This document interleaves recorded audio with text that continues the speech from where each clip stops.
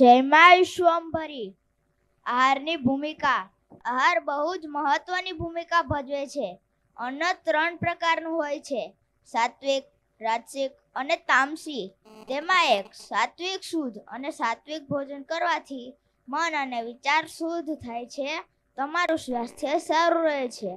2 રાજસિક.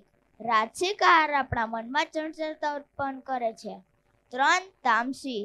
જ્યારે તામસી આપણા જીવનમાં પ્રમાદ, ગુસ્સો, ક્રોધ, ખોટી વિચારસરણીને ઉત્પન્ન કરી નોતરે છે.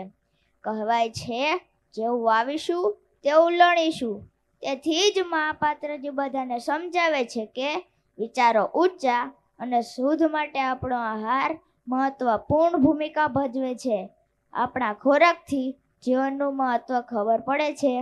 જીવન પ્રત્યેની ગંભીરતાનું ભાન થાય છે. આપણે શુદ્ધ અને સાત્વિક ભોજન લેશું તો આપણું સ્વાસ્થ્ય સારું રહેશે અને વિચારો પણ સારા આવશે. અને વિચારો સારા અને શુદ્ધ હશે તો એ જ રીતે આપણું આચરણ પણ શુદ્ધ બનશે. સમગ્ર સૃષ્ટિમાં ઉત્તમ એવો માનવ દેહ આપણને મળ્યો છે, પણ આપણું ભોજન પશુતુલ્ય થતું જાય છે. આપણા જીવનની કાળજી લેવી, તેનું ધ્યાન રાખવું તે આપણું કર્તવ્ય છે. જો કંઈ સારું કાર્ય કરશો તો ખુદ માટે લાભદાયી બનશે. અહીં વાત સ્વાદની લાલચથી ભોજન છોડી દેવું તે નથી. ભોજન છોડી દેવાથી અન્ય બીમારી પણ આવી શકે છે.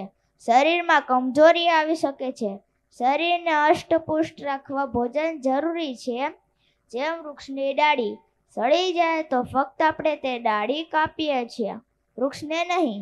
તેવી જ રીતે સ્વાદને છોડવા ભોજનનો ત્યાગ આવશ્યક નથી, પણ સળવારના સુખ કે સ્વાદ માટે આ સ્વાદની ડાળીને કાપીને આ શરીરને નષ્ટ થતું બચાવી શકે છે. મહાપાત્રજી સર્વને સમજાવે છે કે માનવી અગર કોઈ દબાણ હેઠળ નહીં પણ એ જ વાતને સમજીને કાર્ય કરે તો તે ક્યારેય દુઃખી ના થાય.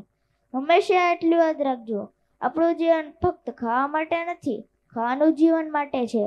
પોતાની પ્રકૃતિ અનુસાર હિતકારક ઉચિત માત્રા અને ઉચિત રીતે કમાયેલા પૈસાથી ભોજન કરનાર વ્યક્તિ સ્વસ્થ રહે છે. માટે હંમેશા શુદ્ધ અને સાત્વિક આહાર લઈને આ શરીરને, આ જીવનને આનંદદાયક બનાવીએ. જય મા વિશ્વંભરી.